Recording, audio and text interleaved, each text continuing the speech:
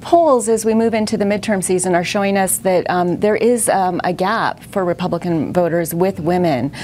Do you worry at all that this issue and this Supreme Court battle has widened that gap, or is maybe a short-term win but poses some long-term trouble for the party? I don't see how it could be much wider than it already was. I mean, there's in all of the public opinion polls there's a wide gender gap. We've always had that to some extent. It clearly is wider than it used to be.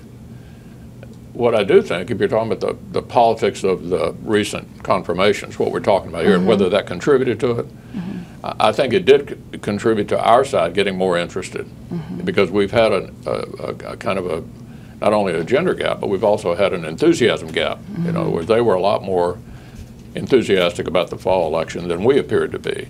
I do think that the controversy over this, ironically, produced like an adrenaline shot for the people on our side. Why do you think the gender gap is wider now than it has been previously? Well, it's an interesting question, and something I'm not happy with, and I hope we can improve in the coming weeks and years. Republican women are not winning their Senate races, and in contrast, there are a larger number of Democratic women who have won their primaries and are running now for seats in the Senate. It's a great frustration. With regard to the committee, I've tried to talk some of our Republican women into going on the Judiciary Committee, and I'm going to try again at the beginning of the next Congress, and they just haven't been interested. They've had other interests that just haven't aligned with going on the Judiciary Committee. As far as women candidates go, we've always had plenty of women candidates. We've had trouble winning as many races. Senator Lisa Murkowski from Alaska was the only Republican to oppose Judge Kavanaugh's nomination. You know, she ended up voting present, but she made it clear that she opposes him.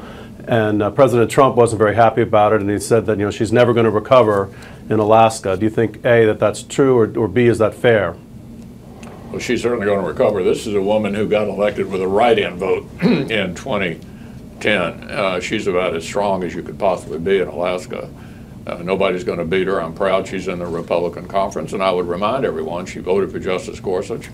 She voted for all 26 of our circuit judges, and she's a Republican in our conference in very good standing.